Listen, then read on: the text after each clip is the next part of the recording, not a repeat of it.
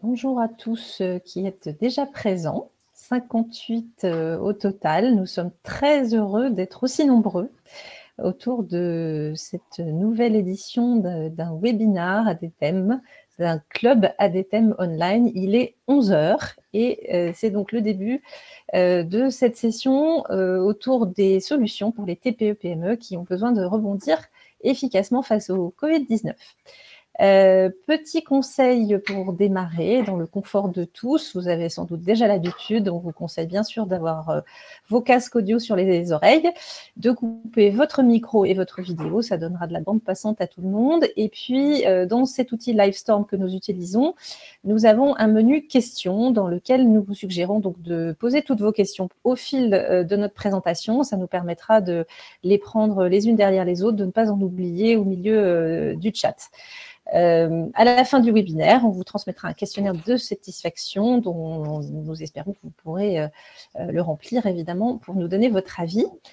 Et je partage aujourd'hui le micro avec Christian et Véronique. Donc, nous sommes les co-auteurs de ce travail avec Damien Maloum. Bonjour à Christian tous. Et Véro. Voilà.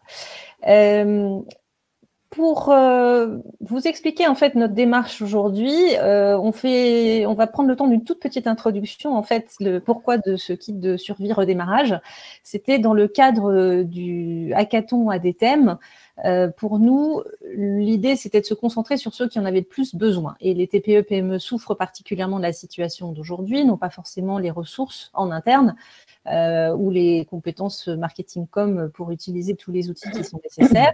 Donc, notre ambition, c'était de lister les étapes, les solutions à court, moyen et long terme pour que toutes les TPE, quelles qu'elles soient, puissent s'en servir, redémarrer rapidement leurs activités, leurs ventes de façon rentable et efficace. Ça s'adresse, ce travail, à tous les types de structures, qu'elles aient une clientèle B2B ou B2C, quel que soit leur type d'activité. Vous voyez les petits pictogrammes, on a essayé de réfléchir à chaque fois à toutes les configurations, qu'elles soient artisans, commerçants, entreprises du tertiaire ou de l'industrie, pour à chaque fois identifier des solutions qui pourraient fonctionner pour tout le monde.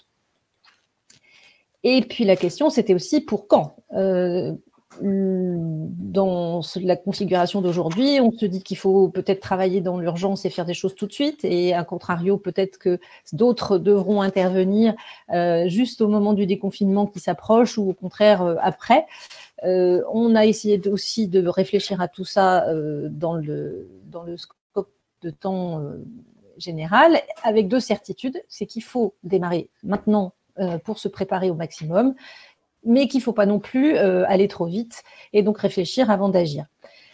Nous avons tous les trois, et avec Damien, réfléchi dans le cadre de la démarche marketing qui consiste à d'abord analyser, auditer la situation de manière à avoir toutes les cartes en main et toutes les bonnes lectures avant de définir sa stratégie et puis ensuite son plan d'action. Et donc, le plan que nous vous proposons, les 10 solutions que nous vous proposons, elles se répartiront en 3 grands chapitres. Analyser d'abord des actions d'analyse à faire au préalable et avant toute chose, avant de définir son offre, ses cibles et l'endroit vers où on va aller, vers lequel on va aller. Et puis, évidemment, le plan d'action, les différentes actions marketing et communication qui pourront être entreprises. On ne parle pas là des actions financières ou trésorerie, ce n'est pas le terrain de jeu d'aujourd'hui.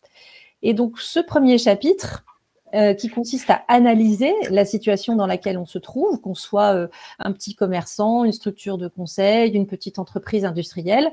On va commencer par analyser donc la situation, ses clients, sa concurrence et son trafic digital. Et je passe la parole à Véronique pour cette partie-là.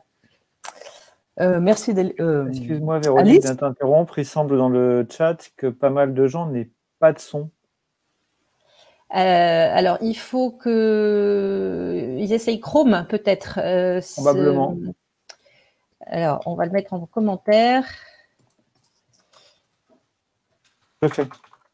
Ah. Je laisse la parole, Véronique, vas-y. Ok, donc je vais commencer avec la première étape que nous vous proposons, c'est effectivement se rapprocher de nos clients pour développer la connaissance de ces clients, être au fait un peu des problématiques qu'ils qu'ils peuvent trouver actuellement dans cette situation difficile et leur montrer notre soutien. Donc, 3 étapes par rapport à ça que je vous propose de détailler. L'idée, c'est vraiment de se rapprocher, identifier de nouvelles opportunités et être capable aussi, le cas échéant, de capitaliser sur les bons des clients qui ont du potentiel et sur éventuellement des nouveaux marchés. Donc, première étape, c'est l'analyse de la base, notre base client, analyser éventuellement un historique de vente, la rentabilité. Également, il y a un petit outil qui est intéressant dans ce cadre-là, c'est travailler sur ce qu'on appelle les petits, moyens, gros clients et d'essayer d'identifier au travers de ces clients ceux qui vont avoir le plus de potentiel. Un petit client a peut-être, malgré tout, un fort potentiel de développement par rapport à vos offres. Donc, il ne faut pas se limiter aux gros clients.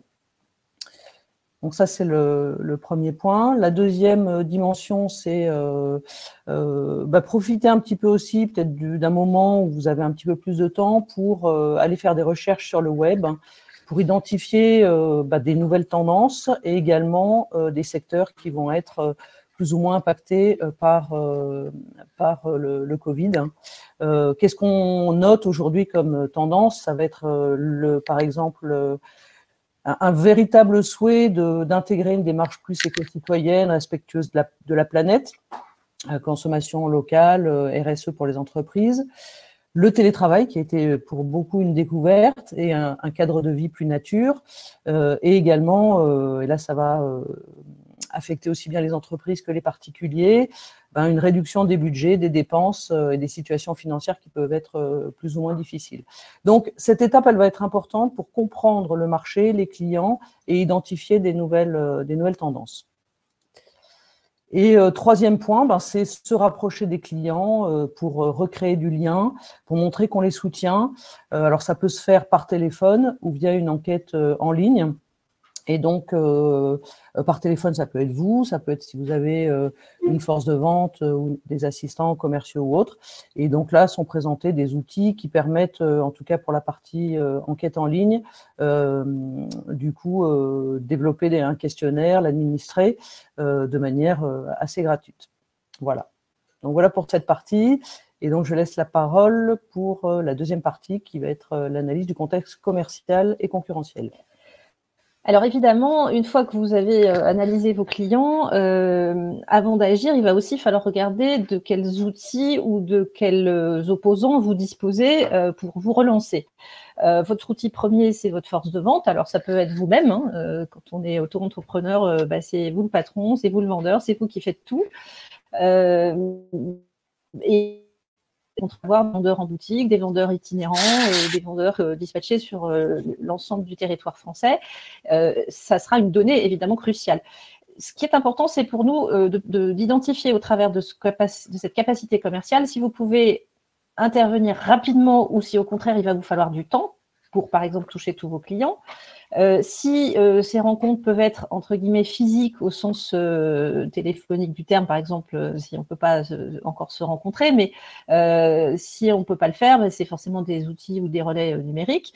Est-ce qu'on va être capable de toucher tout ou partie des clients dans un laps de temps suffisant? Est-ce qu'il va éventuellement falloir accompagner l'action commerciale par des actions de com plus larges? Donc ça, c'est votre cas particulier. Et c'est là-dessus qu'il faudra s'appuyer par la suite. L'autre élément qui va évidemment affecter votre reprise, c'est la concurrence. Alors la concurrence, il ne faut pas oublier qu'elle n'est pas forcément monodimensionnelle. Il y a évidemment votre concurrence directe, mais il y a des autres concurrents potentiels que porteurs éminents penseurs du marketing avaient identifié. C'est qu'il peut y avoir des nouveaux entrants, par exemple, des offres qui sont venues se substituer à la vôtre. Alors on ne parle pas forcément des teintures faites maison par rapport aux coiffeurs, mais il peut y avoir des tas de contextes en B2B ou en B2C où, en l'absence de votre solution ou de votre offre, peut-être qu'il y a eu d'autres produits de substitution aussi. Et puis, vos clients demain seront peut-être moins enclins à payer le prix qu'ils payaient avant, et de la même façon, vos fournisseurs aussi pourraient devenir des interférences par rapport à votre marché. Donc, c'est une analyse de cette situation pré- et post-Covid qu'il convient de faire avant de se lancer. Et le troisième pilier à considérer, ce sont les partenaires potentiels. Ces personnes, ces entreprises, ces organisations qui peuvent agir vers les mêmes cibles que vous, être prescripteurs avec vous et éventuellement co-acteurs d'actions commerciales ou d'actions événementielles. On en parlera tout à l'heure. Donc, ces éléments-là vont être soit facilitants, soit au contraire des contraintes pour votre reprise d'action, et il convient d'en faire un bilan en ce moment. L'autre source d'analyse aussi qui sera pertinente à utiliser, alors c'est complémentaire à l'analyse client dont parlait Véronique, c'est l'analyse de votre trafic digital. Ce trafic digital, il arrive sur votre site web, il arrive sur vos réseaux sociaux, et c'est intéressant de regarder d'où venaient vos visiteurs avant et d'où viennent vos visiteurs depuis le confinement, parce que ça a pu changer. Donc c'est avec Google Analytics que vous allez regarder ça, quelles sont les sources d'origine de trafic de votre site. Est-ce que c'est de la publicité? Est-ce que les pages Facebook? Est-ce que c'est de la recherche organique ou est-ce que c'est de la recherche directe? Donc l'organique, c'est quelqu'un qui a tapé une recherche clé et puis qui est tombé sur votre lien. Et direct, c'est celui qui a tapé votre nom. Et ces fameuses recherches clés, il se convient aussi d'aller les regarder pour savoir si elles sont justes, c'est-à-dire est-ce que ce sont celles auxquelles vous vous attendiez ou pas? Est-ce qu'il y a d'autres requêtes qui apparaissent? Est-ce qu'il y a des mots-clés qui sont éventuellement manquants? Et puis vous pouvez comparer avec les concurrents. Je parle d'un outil juste après pour voir justement si vos concurrents directs ressortent mieux que vous ou sur d'autres mots-clés. Vous pouvez analyser bien sûr les pages les plus vues, celles qui pourraient l'être un peu plus et qui ne le sont pas. Ça veut dire qu'il faudra travailler peut-être le référencement naturel sur ces pages et bien sûr le profil de vos followers sur les réseaux sociaux. Donc, différents outils à votre disposition. Il y a quelques liens sur cette page pour vous en donner d'autres. Ce schéma ici, c'est évidemment une analyse Google Analytics et ça montre, au-delà du camembert bleu, qu'il y a eu énormément de nouveaux visiteurs, puisque le bleu, ce sont les nouveaux et le vert, les anciens. Ce site-là en particulier a connu une hausse très très forte de son trafic depuis le confinement. Donc c'est typiquement une entreprise qui doit se poser la question, est-ce que ici ces visiteurs-là sont les mêmes qu'avant? Et c'est intéressant justement parce que ça veut peut-être dire qu'il y a des sources de chiffre d'affaires à aller chercher dans cette configuration-là. Autre élément à regarder par exemple, ici c'est avec l'outil Campcast, c'est à quoi ressemblent vos visiteurs en termes de profil, en termes d'âge, en termes de profession. Ça peut être intéressant aussi bien en B2B qu'en B2C d'aller regarder à quoi ils ressemblent. Et puis il y a des outils pour identifier les mots-clés utilisés qui sont là avec un exemple de SEMrush, mais Google Trends est aussi intéressant, c'est de voir quelles sont les requêtes qui ressortent aussi bien pour vous que pour vos concurrents et qui peut-être devront être travaillées demain différemment parce que les requêtes des personnes ont changé. Comme dit Véronique, le client change et il y a peut-être des opportunités à saisir. Donc, cette analyse du trafic digital, elle est vraiment une partie intégrante de votre diagnostic sur non seulement vos clients et visiteurs actuels, mais peut-être ceux de demain, et quels sont les leviers que vous allez pouvoir utiliser en termes de canal ou de mots-clés pour les faire venir. Ça, c'est de la partie analyse. Maintenant, on va passer à la partie définition. Une fois qu'on a analysé la situation, il s'agit maintenant de définir vers quelle cible on va aller agir, avec quelle offre on va le faire et avec quel format de distribution. Donc, Véronique, on reparle des cibles avec toi. Donc effectivement, à la lumière de toutes ces analyses, l'identification des situations des clients, des opportunités, de marché ou d'offres, eh bien on va effectivement redéfinir une stratégie pour rebondir efficacement. Donc le premier élément, ça va être affiner ces cibles. Donc je vous propose une démarche en 3 étapes. Le but étant d'identifier les clients et les segments de marché à potentiel, également de pouvoir adapter les offres aux besoins pour avoir plus d'attractivité, d'affinité et du coup vendre plus facilement à ces nouveaux clients ou à ces clients actuels. Et également, ça permet, dans la partie opérationnelle du plan d'action, d'être plus efficace parce qu'on aura les bons messages adressés aux bonnes personnes avec les bonnes offres. Donc, première étape dans la définition de ces cibles. Donc, vous avez identifié dans la première partie des nouveaux marchés, des nouveaux segments plus prospères. des nouveaux besoins. Et donc, par rapport à tout ça, il y a peut-être énormément de choses, il va falloir prioriser. Donc là, l'important, ça va être de définir les critères qui vont vous orienter vers tel ou tel marché. Donc, on va regarder des critères liés à la taille du marché ou du segment. Est-ce que c'est un marché important ? Est-ce que c'est un marché qui est en croissance? Est-ce que c'est un marché sur lequel les niveaux de marge sont intéressants? Et est-ce qu'il y a une forte concurrence? Donc, en fonction de ces critères, vous allez avoir une évaluation de l'intérêt de ce marché-là. Les clients, est-ce que c'est des clients qui sont solvables? C'est vrai qu'aujourd'hui, la situation difficile du Covid met à mal certaines entreprises. Donc, l'analyse de cette dimension, elle est aussi importante. L'analyse aussi du fait que est-ce qu'ils sont capables à rebondir rapidement. Donc, en fonction de ça, en fonction de l'intérêt ou des problématiques que vous avez identifiées, vous allez sélectionner ces typologies de clients. Et le dernier point dans l'analyse des critères pour sélectionner un marché ou une typologie de clients, c'est vous, votre entreprise. Est-ce que vous avez les ressources? Est-ce que vous avez une offre en adéquation par exemple, avec ça. Donc, ça va vous amener à faire un peu un hit parade de marché potentiel et après de voir à court terme, moyen terme et éventuellement un peu plus long terme, quel marché vous allez pouvoir adresser. Une fois que vous avez sélectionné ces cibles et ces marchés, il va falloir améliorer, enrichir, optimiser votre base client et prospect. Donc, la première étape sur la base de ce que vous avez, c'est essayer de faire un petit nettoyage. Ce qu'on appelle nettoyage, ça va être supprimer les erreurs d'adresse, ce qu'on appelle les NPAI, des gens qui auraient changé d'adresse ou de téléphone. Et la deuxième étape, ça va être d'enrichir en essayant de développer des outils pour collecter des nouvelles données. Donc, ça peut être, alors si effectivement vous avez identifié un gros trafic sur votre site web ou sur les réseaux sociaux, essayez de proposer à ces gens qui viennent vous voir des outils pour collecter l'information. Donc, ça peut être abonnement à une newsletter. En général, c'est déjà fait. On organise un concours avec une dotation, ce qui permet de collecter des adresses, la réalisation d'un livre blanc en téléchargement, d'un webinaire, ou alors via LinkedIn avec des approches directes, par exemple. Et ça peut être aussi, par rapport à votre service réclamation, une hotline, un salon professionnel, ou également via des partenaires qui peuvent être des sources intéressantes. Donc voilà pour cette deuxième approche.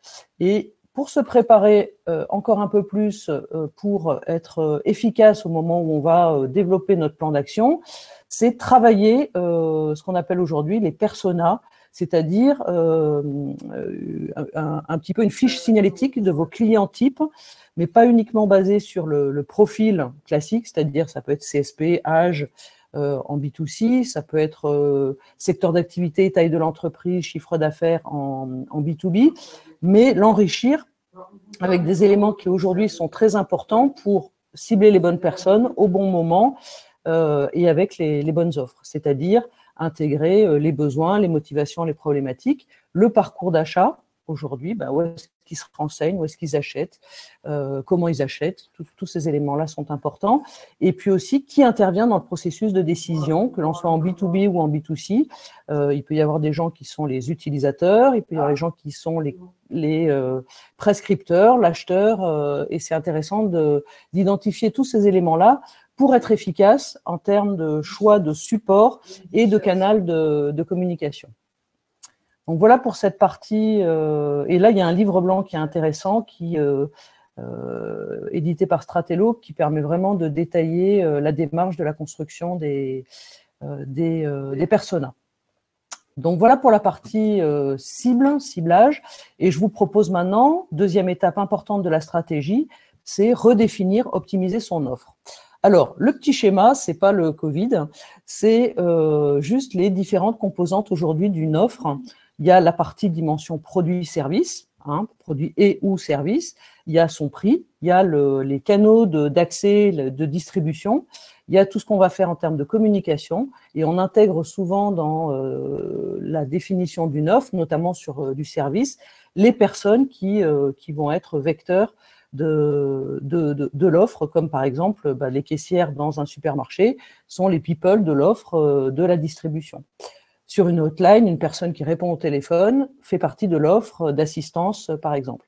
Et puis, une dimension importante aussi, c'est l'intégration pour proposer des offres plus larges de partenaires éventuels.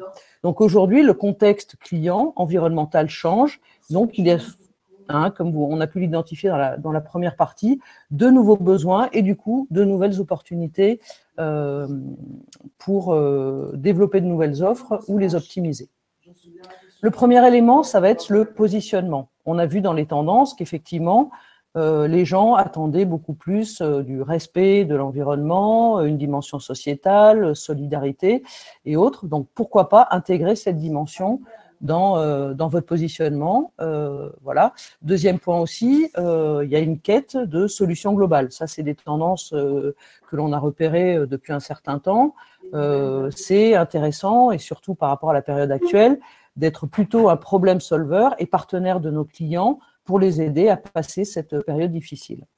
Et puis après, au niveau des différentes composantes de l'offre, on peut travailler sur son produit ou son service, sur son prix. Alors, c'est vrai que la dimension prix pour une clientèle qui va avoir des difficultés financières peut être un point crucial. Les partenariats, les people. Je vous montre quelques petits exemples qui ont été relevés ces derniers temps, mais on est à l'aube vraiment de ces changements parce que les gens sont en train de travailler effectivement sur tout ça. Donc, dans ces exemples, il y a déjà des nouvelles offres.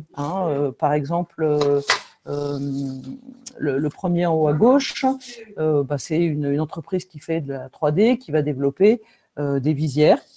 Vous avez également HelloMove qui développe un robot pour désinfecter des lieux. En termes de nouvelles offres de services, par exemple Opel qui propose de désinfecter les véhicules. Et puis en bas à gauche toujours, le Cercle qui propose, puisque dans les entreprises les cantines ont été supprimées, de livrer des plateaux repas. Et ça peut être aussi, en bas à droite, une offre spéciale plutôt orientée sur le prix et éventuellement une gratuité sur du service. Donc voilà, aujourd'hui, les grandes crises impliquent souvent des repositionnements, des évolutions. Et c'est vrai que réfléchir à tout ça, prendre le temps d'interroger les clients, identifier des nouveaux besoins, peut vous permettre de rebondir plus vite que vos concurrents et du coup plus efficacement et prendre de nouvelles parts de marché. Je laisse la parole pour la partie nouveau format de distribution. Merci Véro. Donc là, effectivement, on va aborder le 6e point. Ça bouge vraiment très très vite. Alors moi, la priorité que je vous donne, c'est essayez plein de trucs, apprenez de vos erreurs, corrigez, façon start-up, façon agilité. C'est le moment ou jamais. Donc, j'ai proposé 4 points. D'une part, rapprochez-vous de vos clients, testez de nouvelles méthodes, de nouveaux circuits de distribution, envisagez des achats groupés, on verra de quelle façon, et éventuellement même, voyez plus large. Et pour ceux qui ne le connaissaient pas, il y a la solution du test pour sortir du cadre. J'en profite, il y a eu une question de quelqu'un qui dit « Oui, mais pour ceux qui ont 0 activité, oui, effectivement, il y a des gens aujourd'hui qui sont dans des commerces qui sont totalement fermés, qui n'ont pas une seule activité. C'est l'occasion, je pense, de tout revoir dans ce qu'on vous propose là, et pour vous, et de tester des choses, d'essayer des choses. C'est ne surtout pas rester sur son canapé à attendre que ça passe, mais je ne pense pas que ce soit votre cas. Vos clients sont donc, ils sont chez eux, ils sont bloqués, ils sont comme vous. C'est l'occasion d'essayer de vous en rapprocher. Il y a plein de plateformes qui sont en train de s'ouvrir. Alors bon, évidemment, vous avez les plateformes, les places de marché classiques, comme Amazon, même Le Bon Coin aussi. La Fnac et Darty ont ouvert beaucoup de portes. Discount existe également, Groupon, vente privée, etc. Mais on a trouvé aussi beaucoup de plateformes collaboratives, associatives, plus locales. Moi, j'habite à Nantes, mais je suis allé chercher un peu ce qui se passait ailleurs. Il y a la Nouvelle-Aquitaine qui propose des choses. Il y a Boulogne-Billancourt, par exemple, aussi, Acheter à Alençon qui s'est ouvert, pour regrouper tous les petits commerces, toutes les petites structures, toutes les TPE, pour essayer de leur proposer un espace de vente en ligne. Sur votre propre site, on en a déjà parlé plusieurs fois avec Véronique et Alice, sur les réseaux sociaux, avec éventuellement une récupération de produits dans un magasin, façon click and collect, mais pas forcément votre magasin, on verra pourquoi après. La livraison à domicile, pourquoi pas du direct. Moi, je sais que je le teste également à titre perso, des producteurs locaux qui proposent de livrer en direct, gratuitement, leurs propres produits, et les résidents d'une résidence avec pas mal d'appartements, par exemple, et sur des villes plutôt de taille moyenne, voire supérieure, peuvent passer des commandes groupées. Ça vaut peut-être le coup d'aller voir s'il n'y a pas, dans les quartiers où vous êtes, des gens qui se seraient regroupés sous forme associative dans ces quartiers-là. Des partenariats, bon, on va reprendre aussi les grosses plateformes Uber Eats et Deliveroo, notamment dans l'alimentaire. Et puis, il y a de la livraison à domicile via du collectif, une start-up qui monte en flèche en ce moment, c'est Shopopop. Je vous conseille d'aller regarder, il doit y avoir un lien derrière le logo. Sinon, il y a les AMAP également sur lesquels vous pouvez tenter d'intégrer vos propres produits. Tester de nouvelles méthodes, allez voir s'il n'y a pas d'autres circuits, cette fois-ci, de distribution. La vente physique, vous avez des mix de points de vente qui se sont créés depuis quelques semaines. On va trouver notamment votre primeur qui va intégrer une partie du local de votre boulanger, le boulanger étant ouvert. On voit ça aussi chez Decathlon qui s'est intégré chez Auchan. Le bureau de tabac qui va se mettre à distribuer tous les commerçants du quartier, le livreur qui, lui, va récupérer les produits du boucher et les livrer à sa place, etc., etc. J'en passe. Il y en a tellement que je n'ai pas pu tous les recenser. On a mis quelques liens en dessous. Et vous pouvez éventuellement aussi, aux heures creuses, les heures où le magasin ou le commerce, l'entreprise va être plutôt fermée, aller proposer des prestations entre guillemets à domicile, hein, donc notamment dans le service ou dans la livraison de produits, mais sur des heures creuses, là où les personnes vont être un peu plus disponibles, et vous aussi. L'idée d'achat groupé, j'en ai déjà un petit peu parlé, mais on voit de plus en plus de groupes WhatsApp, par exemple, qui regroupent les habitants, qui regroupent des quartiers. Pourquoi ne pas essayer de proposer ce genre de groupement aux clients que vous avez déjà, d'aller leur dire, parlez-en autour de vous, récupérez des commandes, passez la commande pour plusieurs personnes, et je fais un seul point de livraison, je gagne du temps et je vous fais faire des économies. Donc les plateformes collectives ou associatives, les syndicats d'entreprise peuvent être intéressants. Proposer aussi des moments de livraison, des créneaux de livraison pour proposer par exemple de livrer toutes les commandes du quartier ou de la résidence au même moment, de façon à ce que les personnes puissent vous faire des économies sur vos livraisons, et elles vont jouer le jeu, c'est promis, vous allez voir, ça passe assez bien. Et de demander à centraliser les commandes sur une seule personne, une seule famille ou un seul appartement. Et tenter éventuellement d'autres circuits. On peut voir certaines choses aussi. Là, je n'ai pas forcément eu d'exemple à vous citer, mais j'en ai vu passer pas mal ces deux derniers mois sur LinkedIn notamment, de sociétés qui étaient essentiellement B2C et qui ont tenté des choses en B2B pour aller distribuer, je sais pas moi, des produits, des services dans une entreprise, ou inversement, qui étaient B2B et qui sont passés en du B2C pour essayer d'ouvrir la porte. Pour finir, pourquoi pas d'aller chercher des distributeurs qui s'adressent carrément à des clients étrangers. Il manque un lien qui a visiblement disparu dans ce que j'avais chargé, mais les CCI vous aident à aller voir ce qui se passe à l'export. Il y a énormément de choses qui se passent sur les sites des chambres de commerce. Donc, je remettrai le lien sur cette page. Et il y avait beaucoup d'aides, notamment en ce moment, sur les accompagnements et le financement pour l'export. Donc, allez voir assez rapidement ce qui se passe dessus. Profitez-en pour apprendre une nouvelle langue. Ça peut être une belle occasion. Je repasse la parole à Alice. Alors, donc, sans forcément parler immédiatement anglais ou italien ou espagnol, on va maintenant passer aux différentes actions qu'il est possible de faire. Donc, une fois que vous avez analysé vos clients, votre concurrence, que vous avez identifié vos cibles, l'offre avec laquelle vous allez les toucher et peut-être les nouveaux formats de distribution, il est temps de passer à l'action. Et donc, on a essayé de regarder de notre côté ce qui pouvait être fait d'un point de vue commercial en utilisant vos ressources force de vente et d'un point de vue communication. Donc, d'un point de vue commercial, évidemment, une fois qu'on a redéfini son offre ou sa cible, il faut travailler avec ses commerciaux. C'est pas quelque chose qu'on fait tout seul dans son coin. Alors, sauf si vous êtes vous-même votre propre commercial, mais évidemment, quand il y a une force de vente, il est important de l'associer à la réflexion et de redéfinir ses objectifs. Et puis, comme on le disait tout à l'heure, de contacter les clients d'abord pour prendre des nouvelles. À ce stade encore, et pour beaucoup d'entre eux, c'est tellement compliqué qu'ils n'ont pas la tête à acheter quoi que ce soit. En revanche, vous pouvez non pas vendre, mais vous positionner comme apporteur de services à titre gratuit et en profiter pour collecter des données. Et puis après, quand les choses auront redémarré, il sera temps de les contacter individuellement ou collectivement soit directement via les équipes commerciales, ou si votre boutique réouvre, si votre entreprise propose une offre spéciale de redémarrage, c'est le moment de la faire passer, avec peut-être l'appui d'une communication globale en mailing, en emailing, en phoning ou en publicité qui pourrait venir en soutien. Dans l'instant aujourd'hui où on commence par prendre des nouvelles et par faire un état des lieux, il vaut peut-être mieux commencer par les entreprises dont le secteur est plus affecté pour savoir où elles en sont. Mais qu'en revanche, ces entreprises dont le secteur est plus affecté, c'est pas par elles qu'il faudra redémarrer évidemment la prospection un peu plus active et commerciale. Derrière, il y a d'autres actions à faire qui sont évidemment la prospection vers de nouveaux clients. On en a parlé donc précédemment avec Véronique et notamment en regardant aussi le trafic digital. Vos commerciaux peuvent travailler à identifier de nouveaux clients. Alors, ce sont les secteurs qui peut-être vont justement très très bien du fait de la crise, des créations d'entreprises aussi qui se font, qui continuent à se faire. Ça peut être évidemment les nouveaux profils visiteurs de vos sites web et donc des nouveaux circuits de distribution ou de contact pour ces nouveaux clients B2C notamment. Le contact, il peut se faire par téléphone, par email, par LinkedIn, évidemment, en approche directe quand on est en B2B. En revanche, vraiment, et pour avoir vu passer un certain nombre de réactions épidermiques sur LinkedIn, il faut cibler et se concentrer sur les enjeux des clients.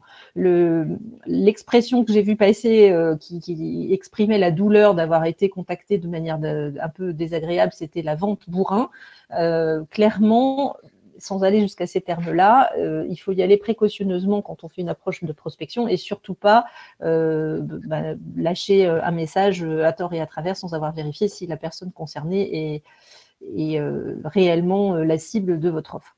Et puis, c'est aussi le moment, comme on le disait tout à l'heure, d'aller chercher des partenaires, de collaborer avec des entreprises complémentaires. Alors, ce sont des choses que, en tant que patron d'entreprise, on peut faire, mais ce sont aussi des choses qui peuvent être décentralisées au niveau des commerciaux. Lorsqu'ils sont sur une zone commerciale donnée, un terrain géographique, peut-être que les partenaires locaux ne sont pas les mêmes qu'au niveau national, par exemple. Et s'il s'agit de faire une action commune avec une entreprise qui vend un produit complémentaire au vôtre, alors on parle de produits ou de services d'ailleurs, et bien probablement que les équipes commerciales ont, elles, des relais et des contacts qui sont très intéressants pour agir ensemble et aller toucher de nouveaux clients, présenter de nouvelles offres. Donc, ce qu'on a pu identifier aussi au travers des différents exemples, et Christian en parlait, c'est évidemment la livraison à domicile. Un vendeur en boutique peut se transformer en livreur à domicile. La petite photo que vous voyez là, c'est carrément un meilleur ouvrier de France primeur qui vient livrer directement sa cliente chez elle. Mais tant que le confinement durera et pour un certain nombre de personnes, c'est une solution qui reste évidemment valable pour tous les commerces de proximité. Mais on peut aussi transformer, par exemple, ces vendeurs en influenceurs, en les incitant à devenir eux-mêmes vendeurs au travers de leurs réseaux sociaux. Alors, ça peut être le réflexe premier, souvent en B2B, c'est d'inciter ces commerciaux à faire donc, ce qu'on appelle le social selling, à partager des contenus sur LinkedIn pour approcher leurs clients. Mais en Chine, par exemple, et ils ont redémarré avant nous, il y a une chaîne de cosmétiques qui a transformé toutes ces vendeuses boutiques en influenceuses. Alors, même si c'est une pratique plus courante en Chine que chez nous, on peut très bien imaginer que sur la base du volontariat, des vendeuses via leur Facebook, via leur Instagram, deviennent prescriptrices de vos produits, vos vendeurs à titre personnel. Si vous êtes dans le service, on peut imaginer aussi de créer une période d'essai gratuite, notamment pour aller toucher de nouveaux types de clients et pour les inciter à tester votre offre. Donc, c'est ce que font certaines agences digitales, mais pas que. Vous pouvez aussi passer donc justement par les chambres de commerce et d'industrie, par les chambres des métiers qui se sont extrêmement mobilisés pour soutenir les commerces de leur région. Si votre offre de service, elle peut aider les entreprises justement à rebondir, parce que vous êtes prestataire, je ne sais pas, dans le marketing ou la finance, eh bien, passer par ces structures-là qui sont aujourd'hui prescriptrices et qui financent également des aides aux entreprises. Donc, elles peuvent payer votre prestation.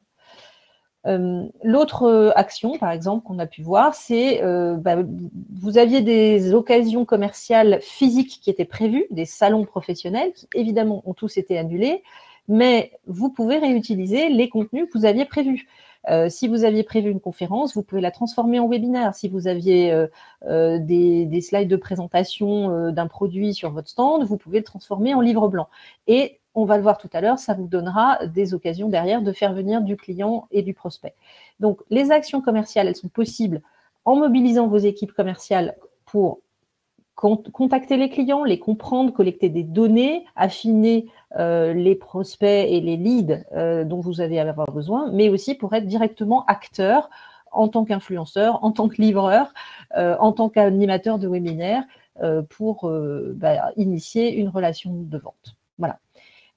Au-delà de ça et pour la communication, on disait tout à l'heure au travers des personas qu'il va y avoir des supports adaptés aux uns et aux autres, selon qu'on a des clients particuliers, donc B2C au local ou au national, selon qu'on a des clients B2B au local ou au national, les outils ne seront pas les mêmes et c'est cela qu'il s'agira de communiquer, de mobiliser par la suite.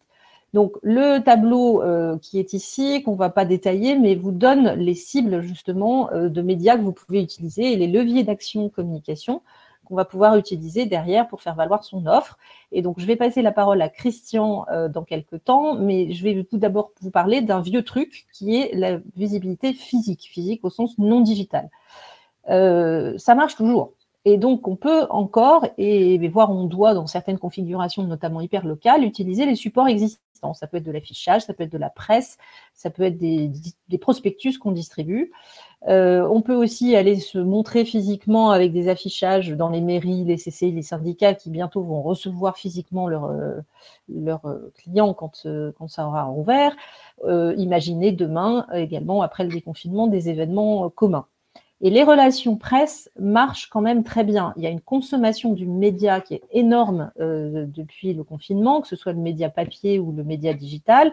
Si vous faites une action de communiqué de presse parce que votre offre est en lien avec le Covid peut-être, il y a des chances que les journalistes attrapent l'information. Et pareil pour les organismes d'accompagnement qui seront potentiellement intéressés par votre offre. Et donc, si vous voulez être vu physiquement, il y a encore différentes solutions qui peuvent fonctionner. Donc, les annonces presse, il ne faut pas les négliger, même si on peut penser que ça coûte cher, notamment au niveau national. Ça n'est pas forcément le cas, surtout qu'en ce moment, la presse est à l'abois. Ils ont perdu beaucoup d'annonceurs, donc il y a des coupes dans les tarifs. Et que ce soit pour la presse professionnelle ou la presse grand public, les deux sont possibles. La distribution de flyers, alors vous pouvez la faire avec des gants ou avec des masques, mais en ce moment, il y a plein de files d'attente devant les boutiques, et ça fait partie des endroits où on va retrouver des gens pour pouvoir leur donner sa publicité. Il y a de l'affichage sauvage. La photo qui est là, c'est clairement un primeur qui avait fait un affichage directement sur un arbre dans mon quartier et qui faisait la promotion de son offre de drive. Vous pouvez aussi, bien sûr, distribuer en boîte aux lettres ou afficher sur les affichages municipaux. C'est de la visibilité physique, mais ça reste important. Les gens sortent quand même un peu aujourd'hui, vont encore plus sortir demain. Il faut en profiter pour être vus. Et par la suite, évidemment, Christian va vous présenter le digital parce que là, il y a beaucoup de choses à faire aussi. Christian, je te passe la parole. Est-ce que Christian est là? Je crois qu'il avait des problèmes de technique. Christian? Oui, je suis là, en espérant que ça ne saute pas. Je vous prendrai le relais si jamais ça saute. Parce que là, je suis sous un orage. L'orage est fort et j'ai sans arrêt ma page qui saute. Est-ce que c'est bon? Bon, t'entends, vas-y. Ok, bon, ça va. Visibilité digitale, hein, tout d'abord. L'idée étant d'être le plus visible possible. Aujourd'hui, on peut trouver des applications locales également. Je reste toujours dans le local, hein, c'est ma passion, pour rester identifié de vos clients ou de vos prospects. Je vois par exemple un réseau collaboratif de restaurateurs qui s'est regroupé pour être présent sur le web. Là aussi, vous avez un lien. On trouve aussi des sites web collaboratifs, donc le Smile, le Voisin Web, sur lesquels beaucoup de professionnels vont proposer leurs offres. J'y pense à l'instant, mais vous avez aussi Gens de Confiance également, qui fait beaucoup de B2B en ce moment. Et vous pouvez également aller chercher des soutiens de clients déjà consommateurs, de vos clients, pour demander de l'avis consommateur. C'est peut-être une occasion de reprendre contact avec eux pour autre chose que de la vente, en demandant de l'aide, entre guillemets, notamment du soutien. Et ça a une tendance qui est un peu le consumer to business, peut-être. On a fait quelque chose au sein du webinaire qu'on n'a pas intégré dans cette présentation-là, mais qui est dans le support papier, qui propose un POC à construire autour du consumer to business. Là, toujours le digital de façon à être bien visible. Tout ce qui est là, c'est plutôt page web, page Internet toute simple. Mais n'oubliez jamais votre page Facebook dans certains cas ou une page LinkedIn dans d'autres cas qui sont largement, voire plus efficaces selon les activités. Il y avait une question tout à l'heure qui disait en tant que commercial, comment je peux prospecter. LinkedIn est un fabuleux outil dans certains domaines. Des pages efficaces, simples à réaliser, travaillez bien vos textes et intégrez bien les mots-clés qui vont bien, mais faites une page d'accueil toute simple, des photos, des visuels, mettez-vous en valeur avec éventuellement des clients si vous avez déjà des photos. Essayez d'intégrer des avis, ça marche à tous les coups. Boostez votre visibilité avec un bon travail autour du SEO, SEA, des bannières, et puis travaillez sur vos échanges de liens. Là, on revient sur ce qu'on a pu voir un petit peu en amont. Créez votre page Facebook si ce n'est pas déjà fait. Pourquoi pas sur Instagram selon vos produits, vos services. C'est très surprenant. Là, je suis en train de travailler sur des webinaires pour une école qui fait un CFA, donc un centre de formation en apprentissage. Là où ça fonctionne le mieux aujourd'hui, c'est la page Instagram qui génère beaucoup d'inscriptions, alors que la page Facebook en génère assez peu et LinkedIn pratiquement aucune. C'est Insta qui est le plus efficace parce qu'on s'adresse à des jeunes et on a bien travaillé notre page Insta. Donc, vous avez un certain nombre de liens qui vous sont fournis en parallèle. Publicité digitale, cette fois, sur des réseaux sociaux, bien évidemment. Utilisez du Google AdWords. Il y a des promos également en ce moment. Travailler par géographie, métier, secteur, évidemment. N'hésitez pas à offrir du soutien gracieux. Je fais juste un petit auto-promo, mais c'est ce que j'avais sous la main qui était le plus simple. En tout début de crise, j'ai fait un post qui proposait mes services gratuitement autour de moi dans les différents réseaux, qui a été repartagé par un des réseaux dont je fais partie en parallèle, et qui lui-même a repartagé au passage tout ce que tous ses adhérents avaient proposé comme offre gracieuse. Ça nous a fait une visibilité gigantesque. N'hésitez pas à faire la même chose. Même si c'est gracieux, ça vous apportera toujours à terme quelque chose comme activité, comme activité rémunératrice également et comme visibilité. Utilisez aussi les supports des institutions locales. Les CCI, là en l'occurrence c'est les Côtes d'Armor, mais toutes les CCI cherchent des dizaines de solutions, mettent en œuvre des tas de projets. Rapprochez-vous de vos CCI locales ou des CCI qui sont autour de vos clients. Ne restez pas enfermé dans votre CCI si vous êtes national. Quelques exemples aussi. On voit là, par exemple, tout un tas de petites actions. Alors, c'est pas très gros, je suis désolé, mais de sociétés qui proposent leurs services en temps de Covid et qui n'ont absolument rien à voir avec leur publicité habituelle, mais qui ont fait des choses un petit peu à l'arrache et sympa, un peu marrantes et souriantes. Donc, c'est plutôt bien vu en ce moment. Alice, je crois que c'est à toi. Et donc là, effectivement, tout ce que décrivait Christian, c'est ce qu'on appelle la visibilité push, c'est-à-dire vous allez être vraiment dans une action de publicité et de génération de notoriété et de vente et d'action de vente, mais il y a une autre forme d'action qui est très, très, très utile, notamment en B2B, mais pas que, qui est évidemment l'inbound marketing. Alors, le petit dessin avec un aimant à client, c'est vraiment l'idée, c'est-à-dire que l'inbound, c'est une notion de visibilité entrante où on va faire en sorte d'être trouvé par ses cibles en fonction de ce qu'elles cherchent, en proposant des contenus gratuits, très importants, intéressants, deuxièmement important, qui vont d'une part valoriser l'offre, la qualité, l'expertise de votre entreprise et de votre offre et donner envie d'appeler et de venir. Et surtout de laisser ses coordonnées, puisque là, on est dans de la génération de leads et dans de la collecte d'informations qui vous permettront de rebondir derrière. Alors, pour pouvoir faire ça, il faut le faire bien en fonction justement des cibles et des objectifs que vous avez. Les cibles, on en a parlé tout à l'heure, les objectifs peuvent être divers. C'est vous faire connaître, c'est récupérer des données, c'est peut-être donc acheter ou faire recommander. Les objectifs ne sont pas forcément les mêmes, on va le voir juste après. Et en fonction de vos objectifs, définir les contenus déjà que vous pouvez vous créer avec vos moyens, sans forcément aller chercher midi à 14h, pour ensuite savoir où, vers qui et quand vous allez pouvoir les diffuser. Alors, les contenus, c'est évidemment des images, mais ça peut être aussi des textes, des choses que vous avez déjà rédigées, des articles, des témoignages de clients. Idéalement, des vidéos, clairement, c'est quand même ce qui marche le mieux sur les réseaux sociaux. Et même si vous ne mettez pas de publicité dessus, la vidéo, les gens, ça accroche et les réseaux sociaux la poussent. Pensez à créer, mais aussi à réutiliser des contenus existants. Tout ce que vous avez déjà fait peut servir. Des photos de vos clients, des photos de vos salons, des livres blancs, des articles que vous avez déjà réutilisés, des vidéos existantes. Tout peut être réutilisé, remonté différemment. Et donc enrichi de choses que vous auriez pu collecter entre-temps. Il faut penser aussi dans la démarche inbound à utiliser les relais d'influence. Ces relais d'influence, ça peut être justement ces institutions locales dont on parlait juste avant, les CCI, les chambres de commerce, etc. Mais ça aussi, ça peut être vos clients et ça peut être vos commerciaux. Donc, vos clients peuvent devenir influenceurs s'ils partagent, par exemple, vos articles, s'ils racontent sur leurs réseaux sociaux l'expérience qu'ils ont pu avoir avec eux. Ils deviennent influenceurs. Ça n'est que de la recommandation entre pairs et c'est souvent très efficace. Formez vos équipes commerciales quand elles ne le sont pas. À l'inbound marketing, au social selling, on en a déjà parlé. Ça veut dire leur expliquer à quoi ça sert l'inbound, leur expliquer que d'abord partager un contenu gratuit, ça permet d'attirer l'attention et derrière éventuellement d'enclencher une relation commerciale. Mais à la base, l'inbound, c'est attirer l'attention d'un prospect, d'un lead, d'un client. Avant de lui vendre quelque chose, il faut lui avoir offert quelque chose. Également intéressant en termes de visibilité pour les gens qui travaillent au local, c'est la fiche Google Business. Cette fiche-là, c'est celle qui apparaît lorsqu'on vous cherche, notamment donc sur Google pour les établissements locaux. Il y a une fiche qui apparaît. Celle-ci, elle est soit déjà prête, créée et il faut l'optimiser, soit elle n'existe pas encore et on peut la créer.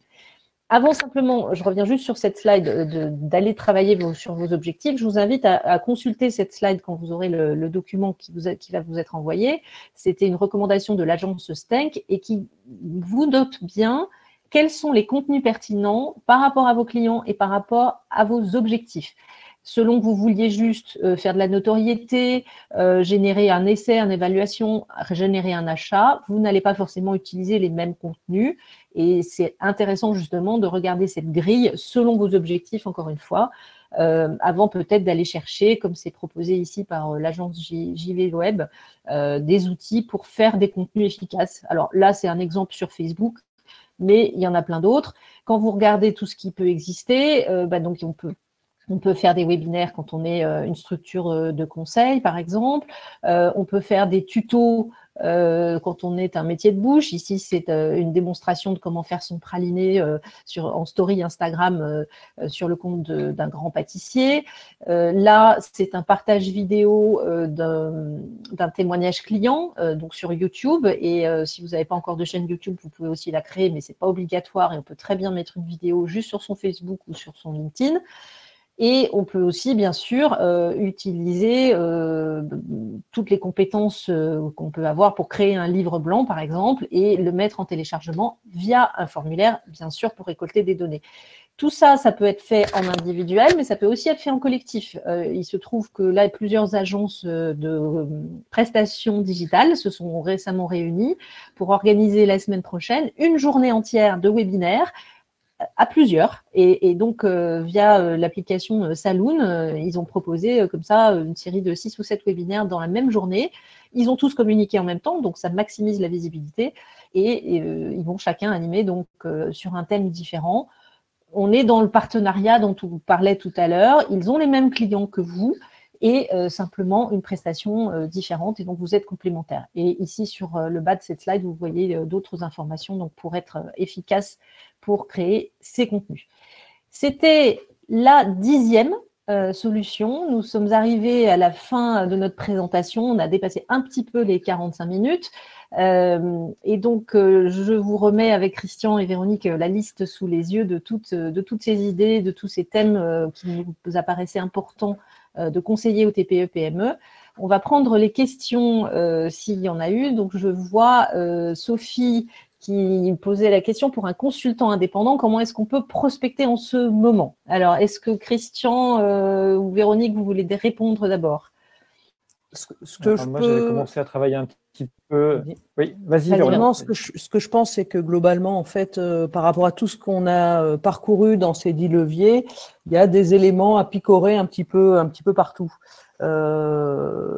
Reprendre contact déjà avec vos clients actuels pour montrer que vous les soutenez, identifier les nouvelles problématiques. Donc ça, c'est un point important. Après, je vous laisse Alice ou Christian répondre pour les autres, la partie plus opérationnelle. Disons, moi, je m'excuse déjà pour le son. Pour ceux qui ont des problèmes de son, c'est un peu terrible. Moi, je voulais juste ajouter à la question de Sophie, pourquoi ne pas créer des webinaires vous-même? On voit énormément de choses qui sont faites vraiment à l'arrache dans les bureaux et chez soi, à la cuisine, etc. Donc, tout peut se faire. Il ne faut pas avoir peur, il ne faut pas avoir honte. N'hésitez pas à appeler vos clients pour prendre des news, non pas pour leur demander d'acheter quoi que ce soit, mais prenez des nouvelles. C'est très sympa. Moi, j'ai eu des gens, des fournisseurs qui m'ont juste envoyé un mail pour me dire, voilà, comment allez-vous? Tout simplement, comment allez-vous? Et bien, je vais prendre le temps de leur répondre et ça sera un échange de bons procédés, je pense. Demandez également à vos clients des contacts, des nouveaux contacts, pourquoi pas. C'est ce qu'on fait systématiquement en prospection commerciale. Demandez-leur s'ils n'ont pas autour d'eux des gens qui sont en plein boulot, qui auraient besoin de vos compétences et qui auraient besoin de vos outils.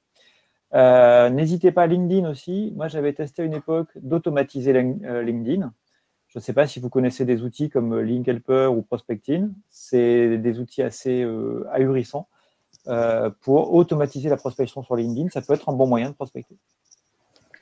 Et je vais ajouter une dernière idée pour compléter, justement parce qu'en ce moment, les organismes institutionnels sont absolument clés dans toute la démarche de soutien aux entreprises, qu'elles soient très très petites ou même plus grandes. Les CCI, les chambres des métiers, les syndicats professionnels, la CPME, le MEDEF sont extrêmement mobilisés et deviennent des carrefours d'informations pour leurs adhérents. Ils font un énorme travail de compilation d'informations de tout ce qui est disponible et de relais donc vers leurs adhérents. Vous pouvez probablement contacter ces structures qui correspondent à vos clients, qui accompagnent vos clients, alors je ne sais pas si c'est local ou national, et leur poser la question sur les besoins et les attentes de ces clients-là en ce moment, peut-être pour ajuster votre offre, identifier une partie de votre offre que vous pourriez développer spécifiquement pour ce contexte précis en ce moment, ou au contraire, dire ce que vous faites, ce qui vous êtes, et vous servir d'eux comme d'un relais vis-à-vis des clients, des adhérents, qui leur poseront la question. Voilà, donc c'est utiliser ces structures-là comme influenceurs à votre bénéfice, mais aussi pour mieux comprendre votre marché. Alors, Coucou demande les outils pour automatiser la prospection sur LinkedIn. Donc là, Christian, je vais te laisser répondre. Ça peut servir à tout le monde. Ne réponds pas que dans le chat. Alors, peut-être le temps que Christian réponde à ça, il y a une autre question qui est dans le chat, c'est partager les outils pour faire des webinaires. Alors, ce que je peux vous proposer, enfin, ce que j'utilise moi et qui est gratuit et qui fait pro par rapport à d'autres, style Hangout ou autre, c'est Cisco WebEx Meeting, où on peut réaliser des visios, des séminaires entièrement gratuitement. Il y a Zoom, mais il y a la problématique des datas, et puis c'est payant au bout de 40 minutes. Zoom vient de faire une grosse modif, même en gratuit, qui est passé ce matin sur mon téléphone, où il passe un cryptage 256 bits. Donc, ils ont pris en compte les problématiques de sécurité, visiblement. Et de la même façon, alors là, j'ai remis la slide 44 à l'écran. Vous voyez tout à fait en bas à gauche 17 outils pour créer un webinaire facilement. Donc ça, c'est une suggestion qui a été faite par la structure coder.com sur leur blog. Donc le lien est dans la présentation. Et ils vous donnent tout un tas d'outils. Alors, il y a Webikeo qui est le premier et le plus fréquemment utilisé ces temps-ci. Avec l'avantage de Webikeo, c'est que il peuvent pousser de la publicité de votre webinaire sur l'ensemble de leur base. Je pense que c'est une fonction payante, mais ça permet de toucher des gens que vous n'avez pas, vous, dans vos bases aujourd'hui. Évidemment, il y a des replays et vous pouvez aussi créer votre propre chaîne. Il y a des structures qui ont leur chaîne Webikeo dans lequel vous retrouvez des choses. Mais dans ce lien-là, il y a tout un tas d'autres noms, donc Google Hangouts, le Click Meeting.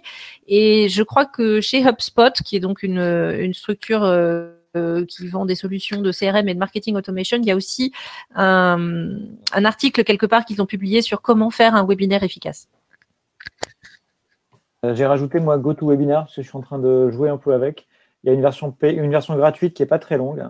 Mais par contre, alors moi je voulais juste dire, dans les webinaires, les versions gratuites, attention, la plupart du temps, il y a beaucoup de flux digital qui passent dessus.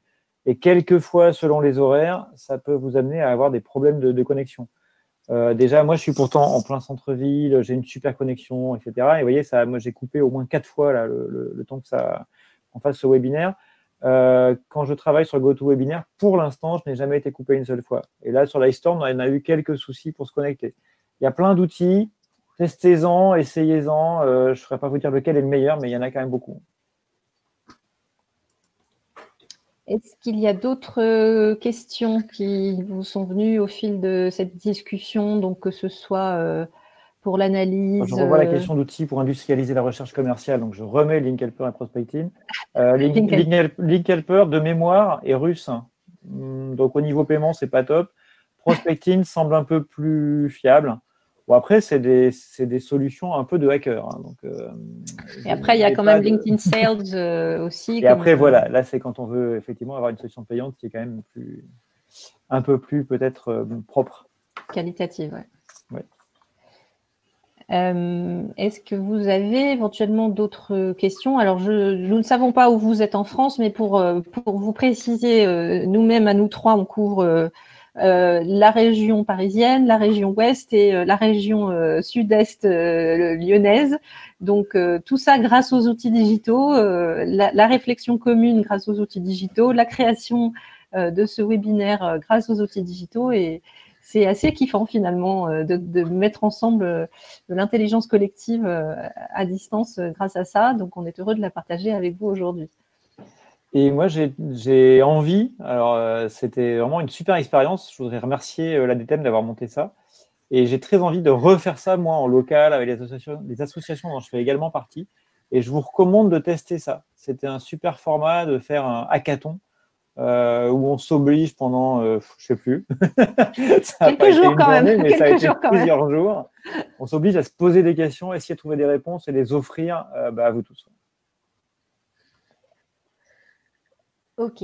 Eh bien, comme visiblement nous n'avons plus de questions, nous allons vous laisser sur cette conclusion. On va vous renvoyer donc via Livestorm un lien pour aller télécharger ce fameux livre blanc dont on parlait. Donc, il y a évidemment le chapitre 1 et 2 qui contient pas mal des choses qu'on vous a dites évidemment aujourd'hui, et puis aussi le prototype de solution dans le chapitre 2 dont parlait Christian tout à l'heure.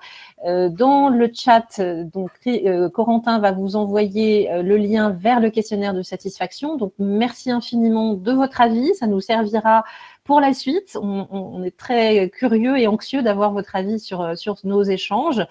Et la présentation qui vous a été faite aujourd'hui vous sera envoyée donc sous format PDF, mais avec des liens cliquables d'ici quelques jours. On va nous ajouter 2-3 petites choses et vous la transmettre grâce à Corentin. Donc, vous voyez le Click to Action qui s'active. Merci Corentin pour télécharger ce livre blanc. Merci à tous de votre attention. Vous Alice, il y a très nombreux. Petite dernière question de Marion. Ah, pardon, je l'ai raté. J'étais venue sur… Qui doit créer un site pour PME. Alors, les sites pour PME, peut-être qu'on va les remettre dans les liens pour ne pas déborder du timing. Donc, sur les slides de Christian qui parlait de la visibilité push et online, il y a un lien sur comment créer un site web. Et de mon côté, j'ai même vu des jeunes étudiants désœuvrés qui proposent de faire des sites web gratuitement. Donc, je partagerai ce lien avec et ça pourra peut-être vous servir. Voilà. Est-ce qu'on a terminé sur les questions? J'ai l'impression. J'ai l'impression. Eh bien, merci infiniment. Merci à tous. Merci à Christian, tous. merci Véronique. Merci. Et à bientôt merci pour cette collaboration et merci à vous tous pour vous être connectés.